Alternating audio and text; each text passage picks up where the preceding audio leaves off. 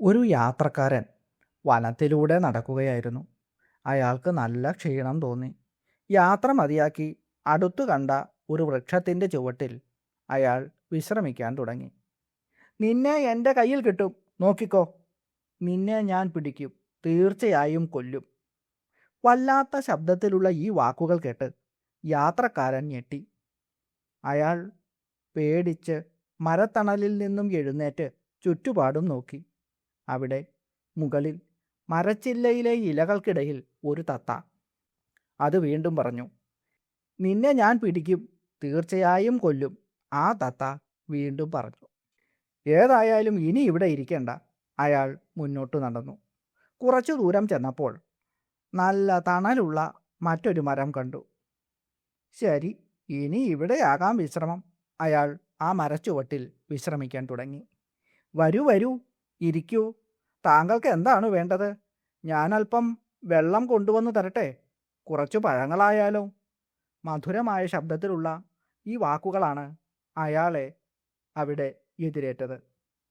ആരാണ് ഇങ്ങനെ പറയുന്നത് എന്നറിയാൻ ചുറ്റും നോക്കിയ അയാൾ കണ്ടത് മുമ്പ് കണ്ടതുപോലെയുള്ള ഒരു തത്തയെയാണ്. പെട്ടെന്ന് ആ തത്ത പറന്നുപോയി. യാത്രക്കാരന് വലിയ അത്ഭുതമായി. ഒരേ തരത്തിലുള്ള തത്തകൾ, സംസാരിക്കുന്നതോ വളരെ വ്യത്യസ്തമായും. ആ തത്തകളുടെ സംസാരത്തെക്കുറിച്ച് ആലോചിച്ച് അയാൾ യാത്ര തുടർന്നു. നടന്ന് നടന്ന് ഒരാശ്രമത്തിലാണ് അയാൾ എത്തിച്ചേർന്നത്. അവിടെ ഒരു മഹർഷി ധ്യാനത്തിൽ മുഴുകിയിരിക്കുന്നു. "വരൂ വരൂ, ഇരിക്കൂ. താങ്കൾക്ക് എന്താണ് വേണ്ടത്?" തത്തയുടെ ശബ്ദം അവിടെ മുഴങ്ങിക്കേട്ടു. അത് കേട്ട മഹർഷി ധ്യാനത്തിൽ നിന്നും ഉണർന്നു. സന്യാസിയും തത്ത പറഞ്ഞ അതേ വാക്കുകൾ തന്നെ യാത്രക്കാരനോട് പറഞ്ഞു. "വരൂ, ഇരിക്കൂ. താങ്കൾക്ക് എന്താണ് വേണ്ടത്?"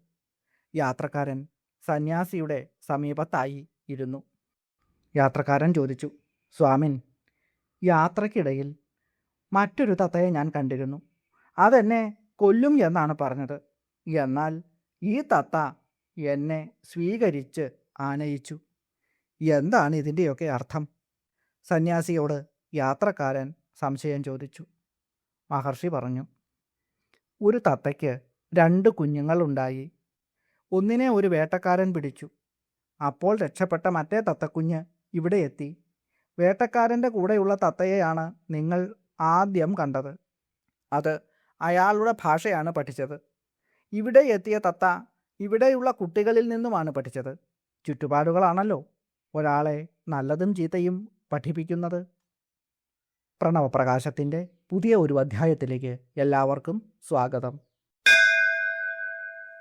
ഹസ്തത്തുംഗപൃഥൂരുകുംഭകുചയോർവിന്യസ്തഹാരേണ താമാരക്താം ശുകമാല്യഭൂഷണവരൈരുദ്ദീപ്യമാനാമുമാം ഹാ ഹാ ഹൂ ഹു മുഖസ്തുതാം അനുദിനം ഹയ്യംഗവീനാന്തരാമംബാമാദിമവാക്സ്തുതാമഹമലം ധ്യായാമ്യഭീഷ്ടാപ്തയേ.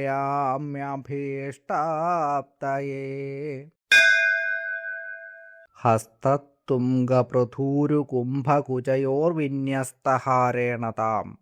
ഉയർന്നതും പുഷ്ടിയുള്ളതുമായ സ്തനങ്ങളിൽ മനോഹരമായ മുത്തുമാലകൾ അണിഞ്ഞിരിക്കുന്ന ദേവി. ആരക്താംശുകമാല്യഭൂഷണവരൈരുദ്ദീപ്യമാനാം ഉമാം. ചുവന്ന പട്ടുവസ്ത്രം, മാലകൾ, ശ്രേഷ്ഠമായ ആഭരണങ്ങൾ എന്നിവയാൽ പ്രകാശിക്കുന്ന ഉമാദേവിയെ. ഹാ ഹാ ഹൂഹു മുഖസ്തുതാമനുദിനം. ഹാഹാ എന്നും ഹൂഹു എന്നും പേരുള്ള ഗന്ധർവന്മാരാൽ എന്നും സ്തുതിക്കപ്പെടുന്ന ദേവി. ഹയ്യംഗവീനാന്തരാം അംബാമാദിമവാക്സ്തുതാം. ഉരുക്കിയ നെയ്യുപോലെ ശുദ്ധവും മൃദുവുമായ ഹൃദയത്തോടു കൂടിയ ദേവിയും വേദങ്ങളാൽ സ്തുതിക്കപ്പെടുന്നതുമായ ആ ജഗദംബികയെ. അഹമലം ധ്യായാമ്യഭീഷ്ടാപ്തയെ. എൻ്റെ ആഗ്രഹങ്ങൾ പൂർത്തീകരിക്കുന്നതിനു വേണ്ടി ഞാൻ ഭക്തിപൂർവം ധ്യാനിക്കുന്നു. ചുവന്ന പട്ടുടയാടകളും വിശിഷ്ടമായ ആഭരണങ്ങളും ധരിച്ച് അവിടുന്ന് ശോഭിക്കുന്നു. ഗന്ധർവന്മാരാലും വേദങ്ങളാലും എപ്പോഴും അമ്മ സ്തുതിക്കപ്പെടുന്നു. ഭക്തരോട് അത്യന്തം വാത്സല്യമുള്ള ആ ആദി പരാശക്തിയായ എൻ്റെ അമ്മയെ ആഗ്രഹ സാഫല്യത്തിനായി ഞാൻ മനസാധ്യാനിക്കുന്നു. ഓം ശ്രീലളിതാംബികായൈ നമഃ. ഓം. അഹരം എന്ന പദത്തിന് ഹൃദയം എന്നാണ് അർത്ഥം. അതിനകത്തുള്ള ആകാശത്തിൻ്റെ രൂപമായി അമ്മ കുടികൊള്ളുന്നു. അതുകൊണ്ട് 609 ലളിതാ സഹസ്രനാമത്തിലെ മന്ത്രമായി വശിന്യാദി വാഗ്ദേവതകൾ നമുക്ക് നൽകുന്നത് ദഹരാകാശരൂപിണി എന്ന നാമമന്ത്രമാണ്. ഛാന്തോഗ്യ ഉപനിഷത്തിലെ 8-ാം അധ്യായത്തിൽ 1-ാം ഖണ്ഡത്തിലെ 2-ാമത്തെ മന്ത്രത്തിൽ ഋഷീശ്വരൻ ഇങ്ങനെ വിവരിച്ചു തരുന്നു. ഓം അഥ യദിദമസ്മിൻ ബ്രഹ്മപുരേ ദഹരം പുണ്ഡരീകം വേശ്മ ദഹരോ അസ്മിന്നന്തരാകാശസ്തസ്മിൻ യദന്തസ്തദന്വേഷ്ടവ്യം തദ്വാവവിജിജ്ഞാസിതവ്യമേതി. അഥ ഇനി അസ്മിൻ ബ്രഹ്മപുരേ ഈ ശരീരത്തിൽ ദഹരം വളരെ ചെറുതായ ഇതം പുണ്ഡരീകം ഈ ഹൃദയ പുണ്ഡരീകമാകുന്ന വേശ ഏതോ അസ്മിൻ ഈ ഗ്രഹത്തിൽ അന്ത ഉള്ളിൽ ദഹര ചെറുതായ ആകാശം അസ്തി ഉണ്ട് തസ്മിൻ അന്ത അതിനകത്ത് യത് അസ്തി ഏതാണോ ഉള്ളത് തത് അത് അന്വേഷ്ടവ്യം അന്വേഷിക്കപ്പെടേണ്ടതാകുന്നു വിജിജ്ഞാസിതവ്യം വാവ അറിയപ്പെടേണ്ടതുമാകുന്നു ഇതി എന്നും. ഈ ബ്രഹ്മപുരമായ ശരീരത്തിൽ പുണ്ഡരീകം പോലെയുള്ള ഒരു ചെറിയ ഗൃഹമുണ്ട്. അതിനകത്ത് ചെറിയ ആകാശം സ്ഥിതി ചെയ്യുന്നു. അതിനകത്ത് ഏതൊന്നാണോ ഉള്ളത് അതാണ് അന്വേഷിക്കപ്പെടേണ്ടത്. ഭഗവാൻ ശങ്കരാചാര്യസ്വാമികൾ തൻ്റെ ഭാഷ്യത്തിൽ വിശദീകരിക്കുന്നത് ഇങ്ങനെയാണ്. അനേകം പ്രകൃതികളോടു കൂടിയ രാജാവിൻ്റെ പട്ടണം പോലെ യജമാനനു വേണ്ടി ജോലി ചെയ്യുന്ന പല ഇന്ദ്രിയങ്ങൾ, മനസ്സ്, ബുദ്ധി മുതലായവയോടുകൂടിയ ഈ ശരീരം പരബ്രഹ്മത്തിൻ്റെ പട്ടണമാകുന്നു. പട്ടണത്തിൽ രാജാവിൻ്റെ കൊട്ടാരം എങ്ങനെയാണോ അതുപോലെ ബ്രഹ്മപുരമാകുന്ന ശരീരത്തിൽ പുണ്ഡരീക സദൃശമായ ഹൃദയമാകുന്ന ചെറിയ ഗൃഹമുണ്ട്. ദ്വാരപാലാദികൾ ഉള്ളതുകൊണ്ട് അത് ഗൃഹം പോലെ തന്നെ ആയതുകൊണ്ടാണ് ഗൃഹം എന്ന് ഇവിടെ പറഞ്ഞത്. വിഷ്ണുവിന് സാളഗ്രാമം പോലെ അത് ബ്രഹ്മത്തിൻ്റെ ഗൃഹമാകുന്നു. കാരണം ബ്രഹ്മത്തെ പ്രത്യക്ഷമാക്കുന്നതിനുള്ള അധിഷ്ഠാനം അതാണ്. കരണങ്ങളെ ഉപസംഹരിച്ചിട്ടുള്ളവരും ബാഹ്യവിഷയങ്ങളിൽ വിരക്തന്മാരും പ്രത്യേകിച്ച് ബ്രഹ്മചര്യം, സത്യം തുടങ്ങിയ സാധനങ്ങളോടുകൂടിയവരുമായ ആളുകൾ ഈ ഹൃദയ പുണ്ഡരീകത്തിൽ എന്ന് പറഞ്ഞാൽ വെളുത്ത താമര പോലെയുള്ള ഹൃദയത്തിൽ ബ്രഹ്മത്തെ പ്രത്യക്ഷമായി അനുഭവിക്കുന്നു. ഈ ചെറിയ ഗൃഹത്തിനുള്ളിൽ കുറേ കൂടി ചെറുതായ ആകാശമുണ്ട്. ഈ ആകാശം ഭൗതികമായ ആകാശമല്ല, അത് ബ്രഹ്മം തന്നെയാണ്. ആകാശം പോലെ ശരീരമില്ലാത്തതും സൂക്ഷ്മവും സർവഗതവുമായതുകൊണ്ടും അതിനെ ആകാശം എന്ന് പറയാം. അങ്ങനെ ഹൃദയപുണ്ഡരീകത്തിൻ്റെ അകത്തുള്ള ആകാശത്തിൻ്റെ നടുക്കായിട്ട് ഏതാണോ ഉള്ളത് ആ ആകാശം എന്ന് പറയുന്ന അതിനെ തന്നെയാണ് ഗുരുവിനെ ആശ്രയിച്ചും ശ്രവണം, മനനം മുതലായ ഉപായങ്ങളെ കൊണ്ടും അന്വേഷിക്കേണ്ടതും അന്വേഷിച്ച് സാക്ഷാത്കരിക്കേണ്ടതും. ദഹരാകാശത്തെ ഇങ്ങനെയാണ് ആചാര്യസ്വാമികൾ നമുക്ക് പരിചയപ്പെടുത്തുന്നത്. ഹൃദയത്തിലെ ചെറിയ ആകാശം അതാണ് ദഹരാകാശം.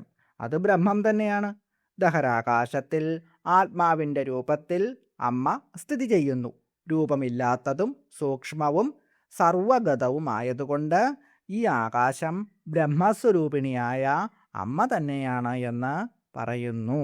ഹൃദയത്തിനകത്തെ ആകാശത്തിൻ്റെ രൂപമായ ദേവി എന്നാണ് അതുകൊണ്ട് ഈ മന്ത്രത്തിൻ്റെ അർത്ഥം. ഓം ദഹരാകാശരൂപിണ്യൈ നമഃ. ഓം ഹ്രീം ദഹരാകാശരൂപിണ്യൈ നമഃ. ഭക്തരെ മോക്ഷപ്രാപ്തിയിലെത്തിക്കുന്ന ഒരു മഹാമന്ത്രമാണിത്. ദുർഗുണങ്ങളെ അകറ്റാനും ശാരീരികവും മാനസികവുമായ ബുദ്ധിമുട്ടുകൾ മാറ്റുന്നതിനും ശാന്തമായ സ്വസ്ഥമായ മാനസികാവസ്ഥ നൽകുന്നതിനും ഈ മന്ത്രത്തിന് കഴിയുന്നു. 15 തിഥികളിൽ അമ്മ പൂജിക്കപ്പെടുന്നു.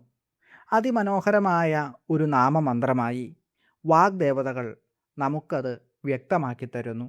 വാഗ്ദേവതകൾ അത് നമ്മളോട് ഒരു നാമമന്ത്രത്തിലൂടെ പറയുമ്പോൾ അതിൽ നിരവധി അർത്ഥങ്ങളും ഉണ്ടാകും. പ്രതിപന്മുഖ്യരാകാന്തതിഥി മണ്ഡല പൂജിത എന്നതാണ് മന്ത്രം. പ്രതിപദം മുതൽ പൗർണമി വരെയുള്ള 15 തിഥികളിൽ പൂജിക്കപ്പെടുന്ന ദേവി എന്നാണ് ഈ മനോഹരമായ മന്ത്രത്തിൻ്റെ സാമാന്യമായ അർത്ഥം. പ്രതിപത്ത് പ്രതിപദമാണ്, അതായത് പ്രഥമ എന്ന തിഥി, രാഗ പൗർണമിയും. അതുകൊണ്ട് പ്രതിപന്മുഖ്യമായും എന്ന് പറഞ്ഞാൽ പ്രതിപദം ആദ്യമായിട്ടും രാഗാന്തമായും പൗർണമി അവസാനമായും ഇരിക്കുന്ന തിഥിമണ്ഡലത്തിൽ 15 തിഥികളിൽ പൂജിത പൂജിക്കപ്പെടുന്നവൾ, പൂജിക്കപ്പെടുന്ന ദേവി. ഇങ്ങനെയാണ് ഈ മന്ത്രത്തിലെ ഓരോ പദത്തിൻ്റെയും അർത്ഥം. ലളിതാ സഹസ്രനാമത്തിലെ മാത്രമല്ല, ഏത് മന്ത്രങ്ങളും അർത്ഥസഹിതം പഠിക്കുമ്പോൾ അവയെ പിരിച്ച് കൃത്യമായ പദാനുപദം അർത്ഥം കൂടി പഠിക്കുമ്പോൾ മന്ത്രം ചൊല്ലുമ്പോൾ തെറ്റുണ്ടാവില്ല. അതുകൊണ്ടാണ് ഓരോ മന്ത്രവും വിശദമായി വിവരിക്കാൻ ശ്രമിക്കുന്നത്. ആ മന്ത്രത്തിൻ്റെ കാര്യവും കാരണവും അർത്ഥങ്ങളും വ്യക്തമായി മനസ്സിലാക്കുമ്പോഴാണ് അമ്മയുടെ രൂപവും ഭാവവും മാത്രമല്ല, മന്ത്രങ്ങളിൽ അക്ഷരങ്ങൾ അടുക്കി വച്ചിട്ടുള്ള രീതിയും കൂടി മനസ്സിലാക്കി അർത്ഥം, ആശയം എന്നിവ തെറ്റാതെ ജപിക്കാനും ചൊല്ലാനും കഴിയുന്നത്.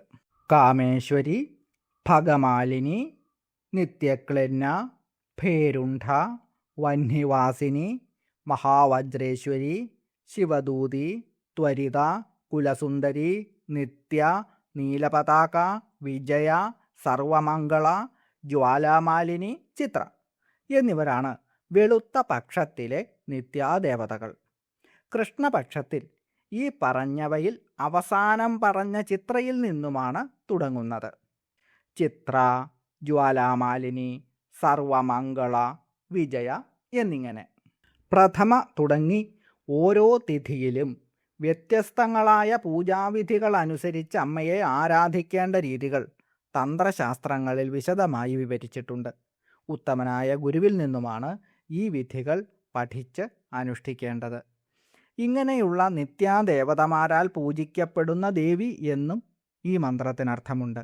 ചന്ദ്രകലാസ്വരൂപിണികളാണ് ഈ നിത്യാദേവതകൾ. പ്രതിപദം മുതൽ പൗർണമി വരെയുള്ള 15 തിഥികളിൽ പൂജിക്കപ്പെടുന്ന ദേവി, നിത്യാദേവിമാരാൽ പൂജിക്കപ്പെടുന്ന അമ്മ എന്നിങ്ങനെയുള്ള അർത്ഥങ്ങളാണ് ഈ മന്ത്രത്തിനുള്ളത്. ഓം പ്രതിപന്മുഖ്യരാകാന്തതിഥിമണ്ഡലപൂജിതായൈ നമഃ. ഓം ഹ്രീം പ്രതിപന്മുഖ്യരാകാന്തതിഥിമണ്ഡലപൂജിതായൈ നമഃ. സർവസൗഭാഗ്യങ്ങളും സമൃദ്ധമായി നൽകുന്ന ഈ മന്ത്രം എന്നും എപ്പോഴും ജപിക്കാവുന്ന ഒന്നാണ്. ആഗ്രഹിക്കുന്നത് എന്താണോ അതും അതിലപ്പുറവും നൽകുന്ന അതിമനോഹരമായ ഒരു മന്ത്രം. സന്ധ്യാദീപത്തിനും ശ്രീചക്രത്തിനും മുന്നിലിരുന്ന് ജപിക്കുന്നത് അത്യുത്തമമാണ്. ഗ്രഹങ്ങളാൽ ഉണ്ടാകും എന്ന് പറയപ്പെടുന്ന ദോഷങ്ങളെല്ലാം ഈ ഒരൊറ്റ മന്ത്രം കൊണ്ട് മാറിക്കിട്ടും. ആദിപരാശക്തി ശ്രീ മഹാലളിതാ ത്രിപുരസുന്ദരീ ദേവി എല്ലാവരെയും സർവ്വ സൗഭാഗ്യങ്ങളും നൽകി അനുഗ്രഹിക്കട്ടെ എന്ന് പ്രാർത്ഥിച്ചുകൊണ്ട് അമ്മയുടെ പാദപത്മങ്ങളിൽ സാഷ്ടാംഗം പ്രണമിച്ചുകൊണ്ട് നിർത്തുന്നു. നന്ദി, നമസ്കാരം.